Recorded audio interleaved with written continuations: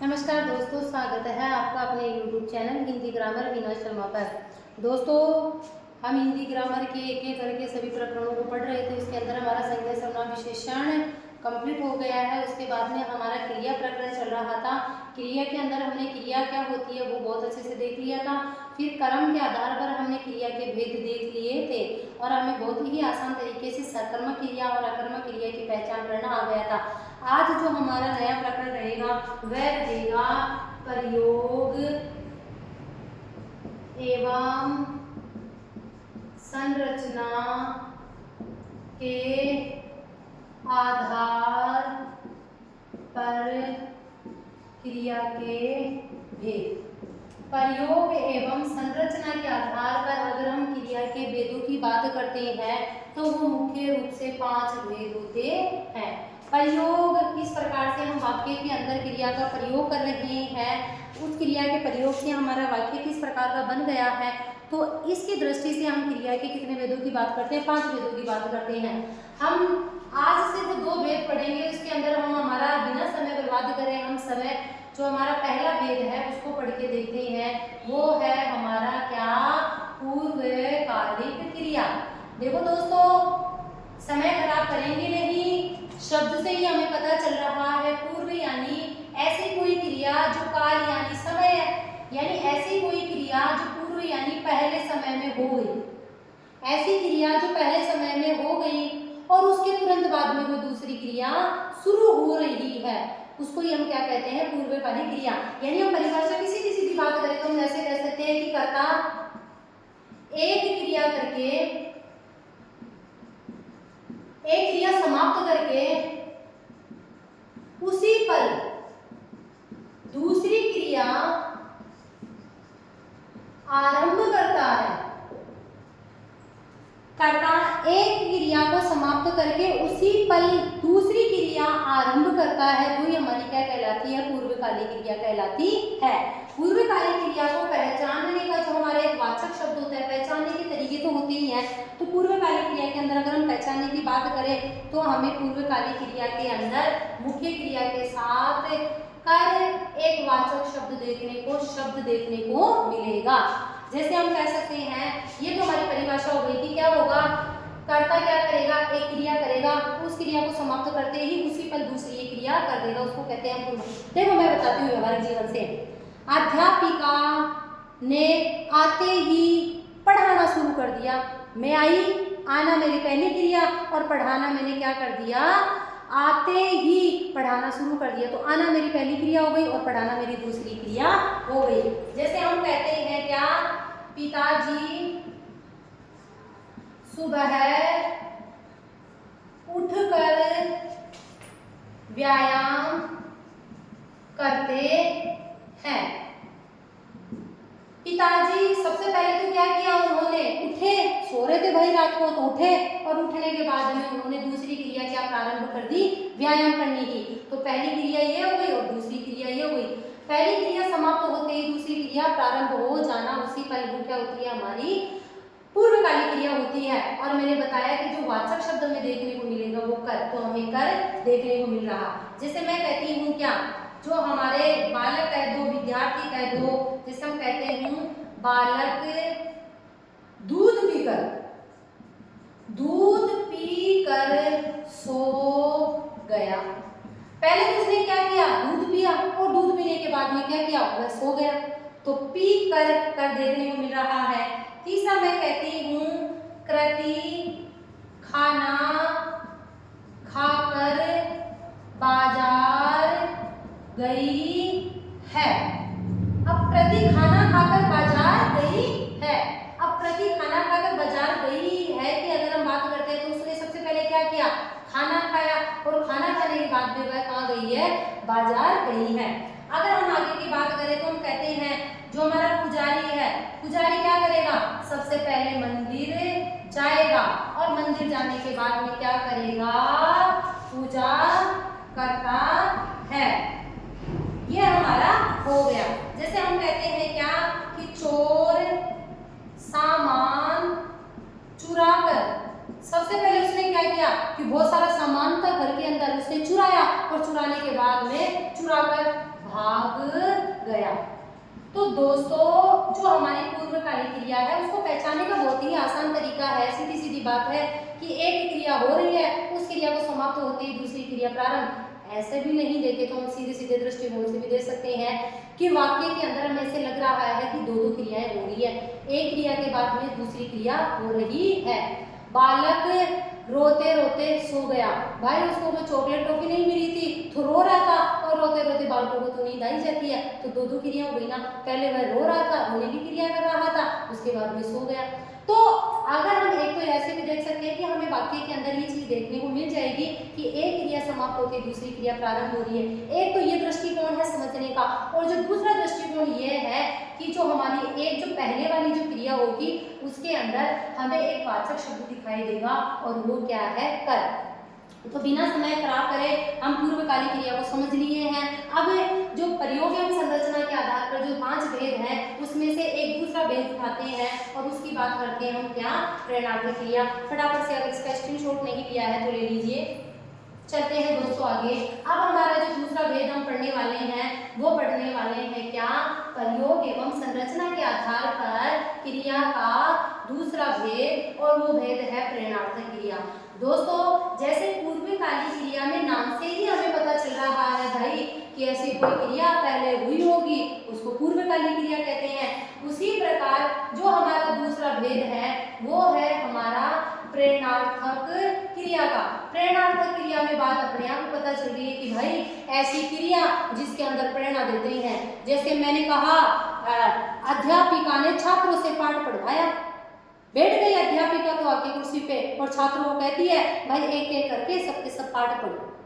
तो अध्यापिका ने खुद ने नहीं पढ़ाना, किससे करवाया, छात्रों से करवाया, विद्यार्थियों से करवाया। तो जब हम परिभाषा की बात करें तो ऐसे भी तो कह सकते हैं कि जब कर्ता श्रम कार्य नहीं करके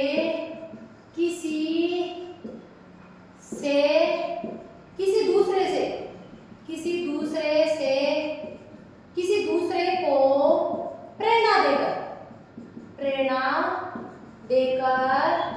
कार्य करवाता है, बराबर हमारी कौन सी क्रिया कहलाती है, प्रेरणार्थक क्रिया। हालांकि अगर हम दोस्तों देखते हैं तो देखो क्रिया का करना और होना यानी काम का करना या होना क्रिया तो कहलाती है।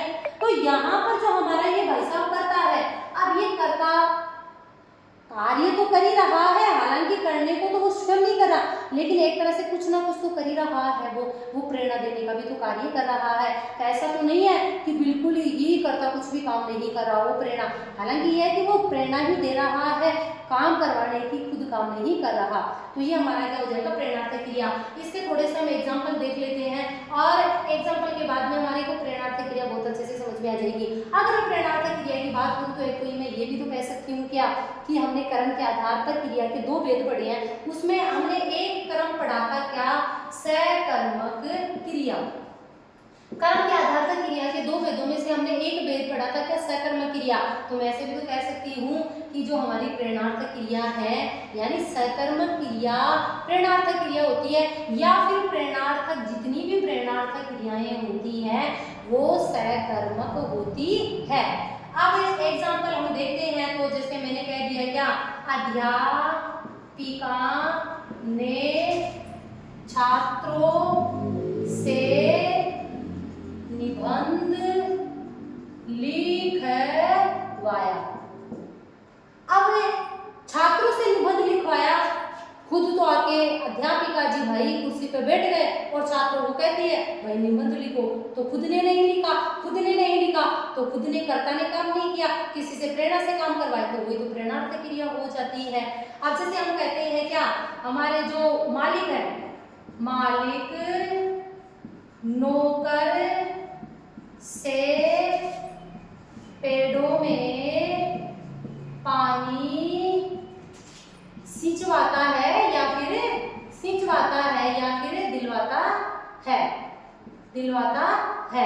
तो ये क्या हो गया, हमारी प्रेरणा दे रहे हैं, हम खुद काम नहीं करें, किसी दूसरे को काम करने के लिए कह रहे हैं। तो एक बात तो मैंने क्या कही कि जो हमारी प्रेरणार्थक क्रियाएं होती हैं वो सकर्मक होती हैं। सकर्मक में हमने देखा तो मैंने सकर्मक क्रिया को पहचानने के बारे में यही तो बताया था कि जो हमारी क्रिया होती है उस क्रिया से हमें क्या और किसको करके प्रश्न करना होता है।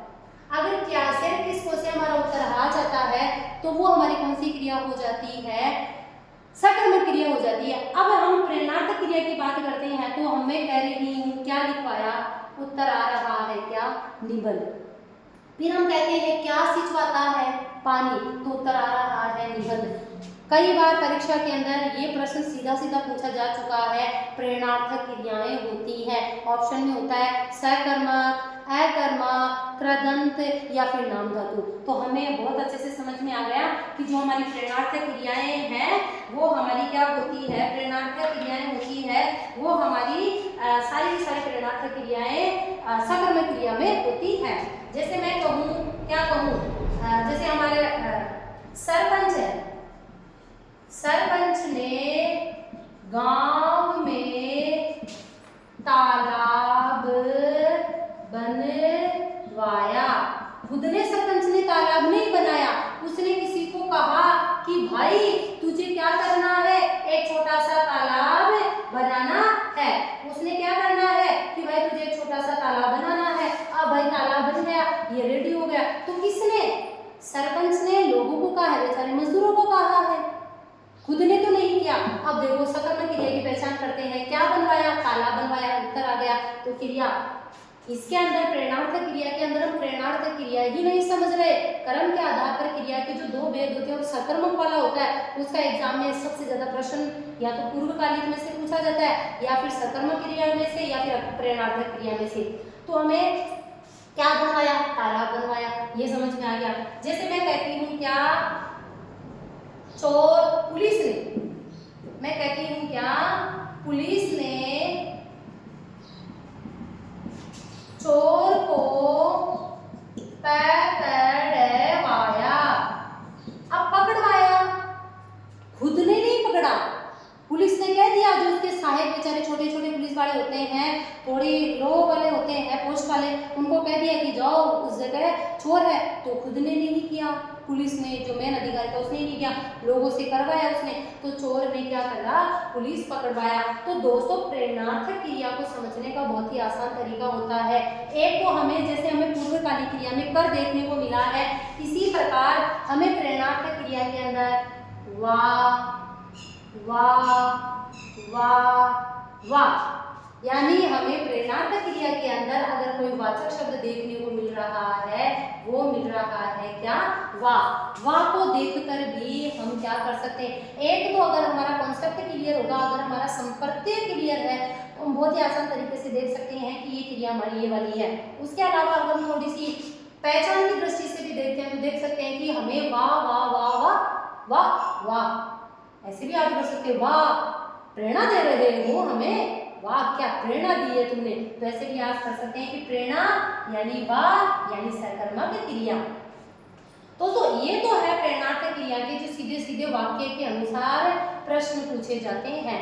लेकिन वर्तमान के अंदर प्रेरणार्थक क्रिया के दो उपभेद होते हैं, उनमें से भी एक परीक्षा में प्रश्न पूछे जाने लग गए हैं। तो हम फटाफट से बिना समय खराब करे प्रेरणार्थक क्रिया के जो दो उपभेद है उनको भी समझते हैं। तो फटाफट से अगर स्क्रीनशॉट लेना चाहें तो ले लीजिए।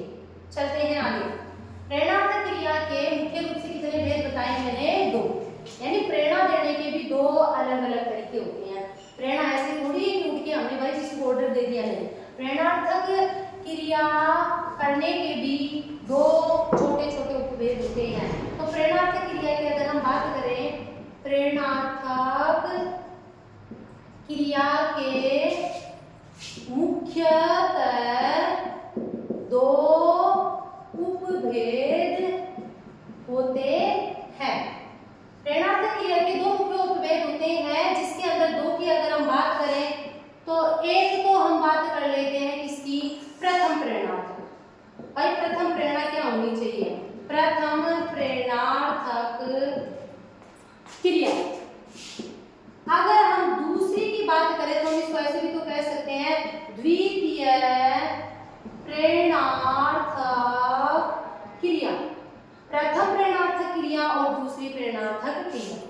अब प्रथम प्रेरणार्थक क्रिया क्या होती है और द्वितीय प्रेरणार्थक क्रिया क्या होती है, इसके लिए परिभाषा से पहले मैं कुछ आपके सामने वाक्य प्रस्तुत करती हूँ। उन वाक्यों के माध्यम से समझने की कोशिश करना, और मुझे यकीन है कि उन्हीं वाक्यों के माध्यम से आप लोगों की जो प्रेरणार्थक क्रिया के जो दो भेद होते हैं, उपभेद होते हैं, वो अच्छे से समझ में आ जाएंगे। जिसे मैं कहती हूँ, एक बालक है, बालक दूध पीता है। अब मैं आपसे कहूँ कि फटाफट से इस वाक्य को पढ़िए, तो आप पढ़ेंगे बालक दूध पीता है तो कहेंगे कि मैम ये साधारण सा वाक्य है, यानी सामान्य क्रिया है कि बालक दूध पी रहा है, सामान्य क्रिया है। अब मैं कहती हूँ माँ बालक को दूध पिलाती है। अब इस वाक्य को पढ़ने के बाद में ऐसा लग रहा है कि भाई पहले वाक्य जो हमारा पहला सेंटेंस है, पहला वाक्य है, वो तो थोड़ा सीधा सीधा है, लेकिन यहाँ पर एक माँ है और एक बालक है और माँ उस बच्चे को दूध पिला रही है, ऐसे समझ में नहीं आएगा। चलो यहाँ पर मैं एक सेंटेंस लिखती हूँ। मैं कहती हूँ अध्यापक पाठ पढ़ता है। एक अध्यापक है, फ्री बैठा है, बैठे बैठे चलो चलो भाई पाठ ही पढ़ लेते हैं, तो पाठ पढ़ रहा है। अब मैं कहूँ क्या कि अध्यापक पाठ, बच्चों को मान लो, ऐसे भी तो कह सकती हूँ, बच्चों को पाठ पढ़ाता है। अब दोस्तों आपको इन दोनों वाक्यों को पढ़ने के बाद में और इन दोनों वाक्यों को पढ़ने के बाद में एक चीज तो महसूस हो रही है कि इसमें पहला वाक्य सामान्य सा है, इसमें भी पहला वाक्य सामान्य सा है, इसमें भी दूसरा वाक्य ऐसा है कि जो हमारा एक कर्ता है वो कोई खुद काम कर रहा है और किसी दूसरे को भी करवा रहा है। इसमें भी ऐसा लग रहा है कि अध्यापक है, जैसे मैं ही हूँ, मैं खुद पढ़ रही हूँ और आपको भी पढ़ा रही हूँ, यही बात हुई ना। तो इन दोनों में ऐसा लग रहा है। अब एक तीसरा वाक्य वो लिखते हैं, माँ नौकरानी से बच्चे को दूध पिलवाती है। ठीक है, अब इधर भी एक वाक्य लिख के देखती हूँ, अध्यापक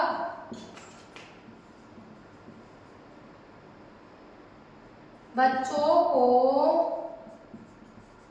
पाठ पढ़वाता है। अब बहुत ही आसान तरीके से आप इन सभी वाक्यों को एक बार पढ़ के देखें। इनमें आपको आमूल चूल कुछ ना कुछ तो परिवर्तन दिखाई दे रहा होगा। इस वाक्य में हमारा पहला वाक्य सामान्य है, इसमें भी पहला वाक्य सामान्य है।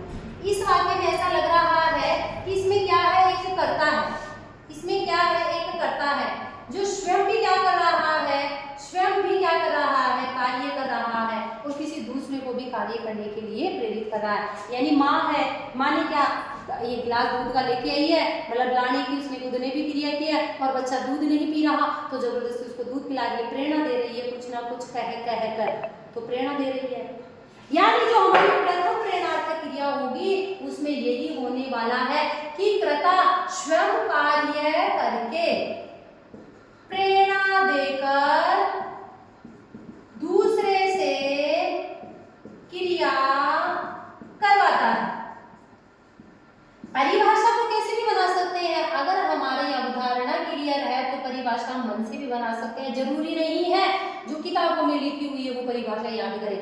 मैंने क्या कहा, प्रथम प्रेरणार्थक क्रिया वो प्रेरणार्थक क्रिया होगी जिसमें कर्ता स्वयं कार्य करते हुए किसी दूसरे से क्रिया करवाएगा। अगर दोस्तों मैं कहूँ कि मैं प्रथम प्रेरणार्थक क्रिया हूँ, मैं आपको व्याकरण पढ़ा रही हूँ, तो मैं पढ़ा रही हूँ और आपको प्रेरणा दे रही हूँ, यानी मैं खुद पढ़ा रही हूँ, मैंने क्रिया की और मैंने प्रेरणा दी, आप पढ़ रहे हैं।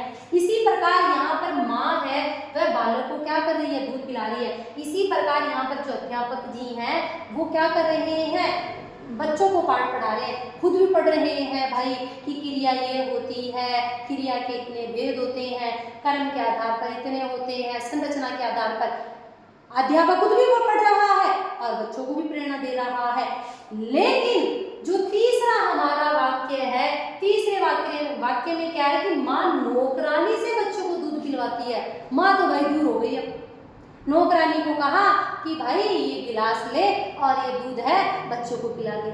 यहाँ पर अध्यापक ने भी क्या कर दिया, बच्चों को कह दिया पढ़वाता है, या तो बच्चों को खुद को ही कह दिया कि बच्चों तुम खुद पढ़ो। खुद ने क्रिया नहीं की है, बच्चों को प्रेरणा दे दी, या तो किसी दूसरे बच्चों को लाकर खड़ा कर दिया कि तू पढ़वा, खुद नहीं पढ़ रहा। यहाँ पर माँ ने अब बच्चों को दूध नहीं पिलाया है, नौकरानी से कह दिया कि आप पिलाइए। तो प्रथम प्रेरणार्थक क्रिया में क्या हो जाएगा कि कर्ता स्वयं क्रिया करते हुए प्रेरणा देकर क्रिया करवाएगा। तो ये तो हो गया हमारा प्रथम प्रेरणार्थक क्रिया, ये तो हो गई हमारी प्रथम प्रेरणार्थक क्रिया। और यहाँ पर माँ ने भाई ऑर्डर ही दिया है, खुद ने क्रिया नहीं की है। माँ ने ऑर्डर दी है, खुद ने क्रिया नहीं की है, तो ये हो जाता है हमारा द्वितीय प्रेरणार्थक क्रिया। अगर हम इसकी परिभाषा की बात करें तो समझने के बाद में आप स्वयं भी तो बना सकते हैं इसकी परिभाषा। क्या कि द्वितीय प्रेरणार्थक क्रिया वह प्रेरणार्थक क्रिया होती है जिसके अंदर कर्ता स्वयं कार्य नहीं करके किसी को प्रेरणा के माध्यम से कार्य करवाता है, खुद क्रिया नहीं करता है, प्रेरणा के माध्यम से क्रिया करवाता है। कर्ता स्वयं क्रिया नहीं करके प्रेरणा के द्वारा क्रिया करवाता है, वो हमारी क्या कहलाती है, द्वितीय प्रेरणार्थक क्रिया। और जैसे यहाँ पर अध्यापक ने भी भाई बैठ गए और बच्चों को कह दिया पढ़वाता है, यानी या तो बच्चे खुद पढ़ रहे हैं या कोई बच्चा किसी बच्चे को खड़ा कर दिया और कहा कि तू पाठ पढ़, तो ये होते हैं। इसी प्रकार अगर हम और एग्जांपल देखें तो हम ऐसे देख सकते हैं कि जैसे क्या देखें, जैसे कोई एक मरीज है, बेचारा बीमार है।